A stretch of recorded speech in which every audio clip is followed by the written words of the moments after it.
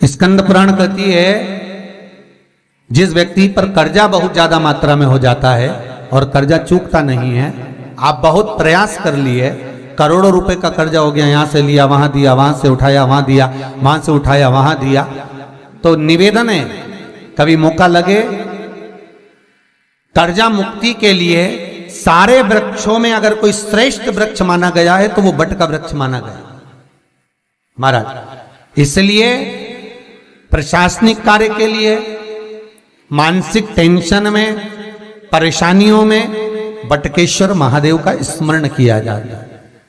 और यदि निवेदन करूंगा बहुत ज्यादा, यदि आपको कर्जा हो गया है, बहुत ज्यादा कर्जा हो गया और वो कर्जा चूक ही नहीं रहा, तो थोड़े दिन बड़ के पेड़ के नीचे आप बटकेश्वर महादेव के लिए एक लोटा पानी, उसमें थोड़ा सा पिसा हुआ चावल पीस के गला लेना चावल को और पीस लेना, पीस के उस पानी में मिला लेना और मिलाकर उसमें थोड़ी सी हल्दी पिसी हुई डालकर बटकेश्वर महादेव के नाम से बड़ के पेड़ के नीचे अपनी कामना कर कर जो कर्जा हुआ है उस कर्जे का भान देते हुए, स्मरण देते हुए छोड़ दीजिए महाराज। 2 या 3 सोमवार एक ही जगह पर करना, 3 सोमवार बाद वहीं से बड़ के पेड़ की थोड़ी सी जड़ उठा लाना और उस जड़ को एक कोई धागे में बांधकर या तो अपनी गले में डाल लो या अपनी जेब में पटक लो, उसको थोड़े दिन पटक कर रखना, लगभग 2 से 3 महीना पटक कर रखो।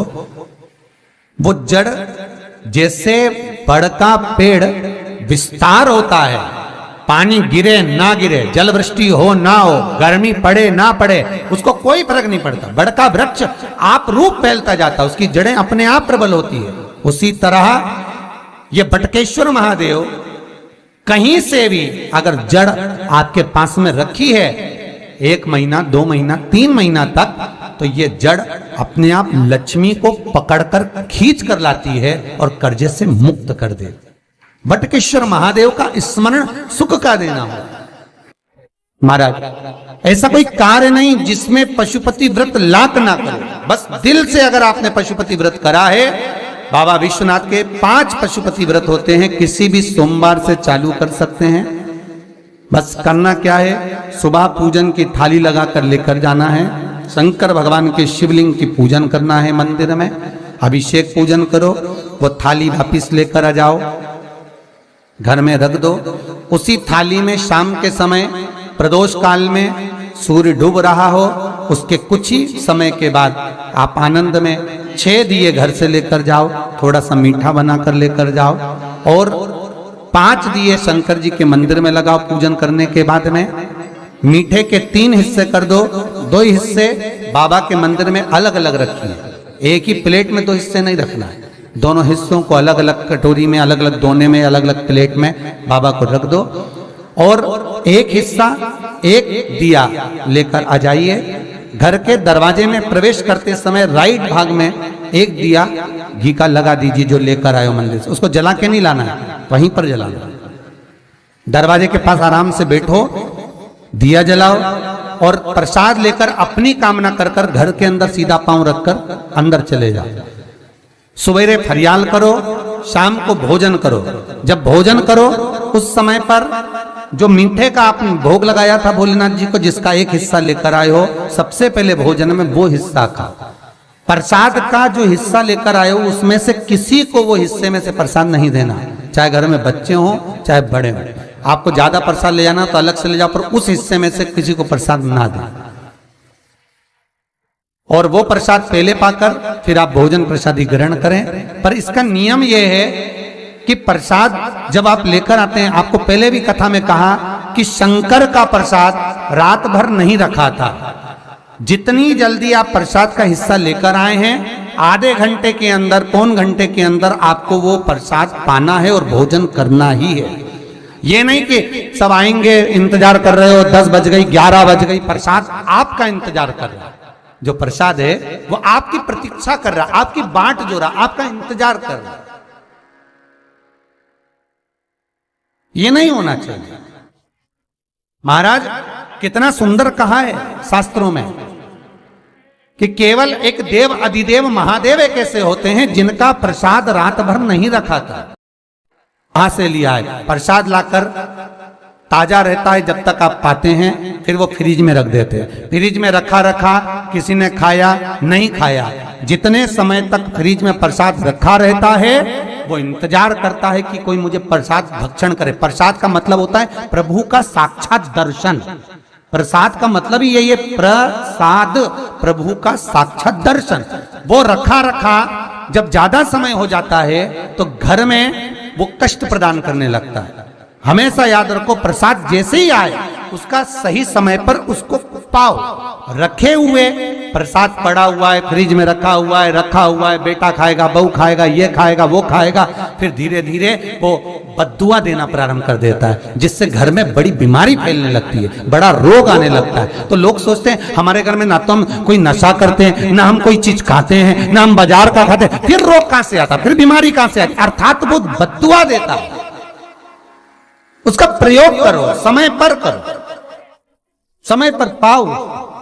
कई लोग कहते हैं महाराज जी हमारे ये बीमारी कहां से आ गई, जरा पत्रिका में तो कोई बीमारी ही नहीं दिख रही, हमने तो सबसे पूछा ये बीमारी का योग ही नहीं है, फिर बीमारी कहां से आई? ना तो हम कोई व्यसन करते हैं, ना कोई मद्रापान करते हैं, ना कोई मांसाहार, फिर ये बीमारी कहां? उसका कारण है कि तुम उस प्रसाद का लाकर महीनों तक पड़ा हुआ है, इंतजार कर रहे हो, खाएंगे खाएंगे, आखिरी में फिर वो काम वाली को दे दिया। काम वाली इतनी चतुर आज के जमाने की, बासी माल खाएंगे, अटक गई।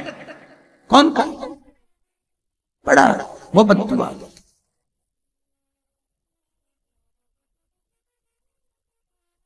जितना आपको पाना है, जितना आपको लेना है, उतना प्रयोग करो। ज्यादा रखकर बहुत दिनों तक पड़ा है, खोर रखी है, मोहन थाल रखा है, लड्डू रखा है, पेड़ा रखा है, कुछ सामान रखा, नहीं भाई, जितना बने उतना लाओ, नहीं तो किसी को तुरंत बांट दो, समापन करो। पर अपने यहां पर बहुत दिन तक रखकर उसका बाबा स्वयं, मेरा श्री जी बाबा, मेरे तिरुपति बाबा, मेरा गोवर्धन नाथ, मेरा भोलेनाथ, उस प्रसाद के रूप में तुम्हारे घर में कितने दिन इंतजार करे कि मैं तेरे भीतर प्रवेश करूं, पर तू कराए नहीं, पड़ा है, रखा रहने दो, मन नहीं करता।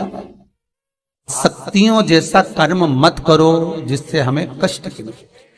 कई लोग कहते हैं हमने पशुपति व्रत करा, हमारा बहुत काम हुआ। कई लोग कहते हैं हमने करा पर हमको अभी तक उसका कारण है कि तुम बहुत देर तक प्रसाद को इंतजार करा रहे हो, तो बाबा भी आपको इंतजार करा रहा है, मेरा विश्वनाथ भी इंतजार कर रहा है। उस समय अवधि का भान होना चाहिए। निगाह हटी, दुर्घटना घटी, बस ध्यान रखो। हम कहते हैं कि हम पूजन करते हैं, हम पाठ करते हैं, हम अर्चना करते हैं, हम अनुष्ठान करते हैं, हम भगवान की सेवा करते हैं, फिर दुख हमको ही क्यों आता है? उसका कारण केवल इतना सा कि दुख हम खुद बुलाते हैं, दूसरा नहीं, हम स्वतः। पशुपति व्रत 5 व्रत करो। 5 व्रत पूर्ण होने पर कई माताएं कहती है कि बीच में हमारे व्रत छूट जाते हैं रजस्वला धर्म के समय पर, तो व्रत तो करना पड़ेगा पर पूजन नहीं होगी और वो गिनती में भी नहीं आएगा। पर व्रत करना है पर गिनती में नहीं आएगा। मार पूजन भले मत करो, 7 दिन बाद आप जो व्रत करें वो अपने ऊपर है, पर गिनती में नहीं आएगा। व्रत करना पड़ेगा। गिनती में तब आएगा जब दरवाजे पर आप दिया लगाएंगे, जितने दिए आपने लगाए उसी गिनती में आएगा। और महाराज 5 व्रत जब पूर्ण हो जाएं, 5वां व्रत रहे, तब एक नरियल श्रीफल, उस पर एक मोली नाड़ा लच्छा लपेटकर, उस पे 11 रुपए रखकर, कोई आपको किसी को ना भोजन कराना है ना भंडारा करना है, केवल मोली लच्छा लपेटकर 11 रुपए रखकर बाबा विश्वनाथ के सम्मुख में शंकर जी की वो जलाधारी जो गोल है माता जगत जननी का हस्तकमल, उसी पर रख देना है। विनती कर देना, बाबा मेरी ये कामना से मैंने ये व्रत किया। जो पशुपति व्रत स्कंद पुराण में, लिंग पुराण में, नर्मदा पुराण में, शिव महापुराण में, पद्म पुराण के अंदर वर्णन किया, वो व्रत मैंने किया। बाबा मेरे इस व्रत को स्वीकार करना, मेरी कामना पूर्ण करना। बाबा को झोली पसार कर प्रणाम करो और अपने घर को चल जाओ। बस यही 5 व्रत का विधान है। पशुपति व्रत ऐसा कोई काम नहीं जो ना हो, बस दिल से अगर व्रत किया है तो बाबा मनोकामना पूर्ण तो करे ही है।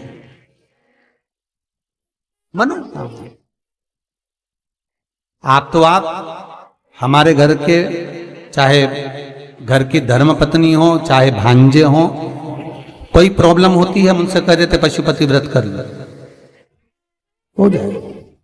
बस पशुपति व्रत में आपका भाव शुद्ध होना चाहिए। निर्मल चित्त निर्मल मन सो मोहि पावा, मोहि छल छिद्र कपट ना भावा। निर्मलता के भाव में भगवान मिल सकता। और फिर निवेदन करूंगा, एक लोटा पानी चढ़ाओ ना चढ़ाओ, पर बाबा से दिल से आप मिलो तो एक बार, दिल से उससे कहो तो। शिव शंकर का पशुपति व्रत केवल संसारिक मनुष्य ही नहीं करता, ये पशुपति व्रत देवता भी करते, देवता